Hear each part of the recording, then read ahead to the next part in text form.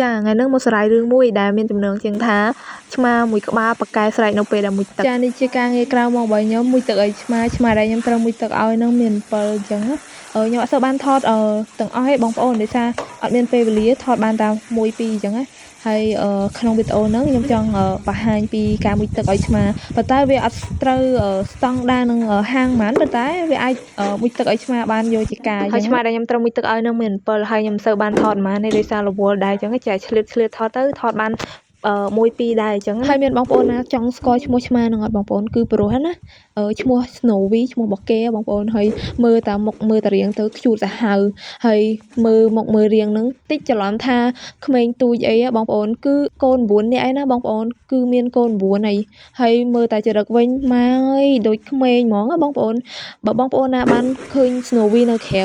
បានគួរឲ្យស្រឡាញ់ហ្មងគឺចរិតក្មេងហ្មងប៉ុន្តែមើលតែកូនចរិតដូចមនុស្សធំហ្មងបងប្អូនអើយនិយាយមែនប៉ុន្តែនិយាយលេងសើចអីសម្រាប់ស្រីប៉បសម្រាប់គេបានណាជាមើលតែនេះខ្ញុំថតរូបស្រីប៉បនៅពេលដែលអត់ទាន់មុជទឹកឲ្យបងប្អូនមើលហើយមេរបស់ខ្ញុំស្រឡាញ់ឆ្មា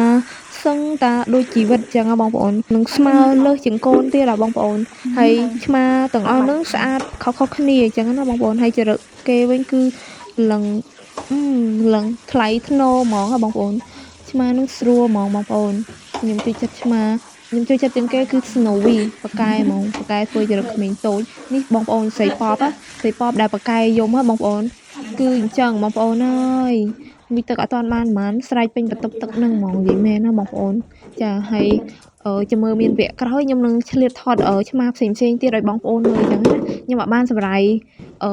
ខ្ញុំមុជទឹកមិនខ្លាំងប៉ុន្តែខ្ញុំដាក់វីដេអូនៅនឹងបងប្អូនមើលខ្លួនឯងអញ្ចឹងណាបងប្អូនឃើញក្បាលវីដេអូហ្នឹងមិនមែន Snowy ណាបងប្អូនតិចច្រឡំ Snowy មិនមែន Snowy ទេគឺកូន Snowy ឈ្មោះស្រីប៉ប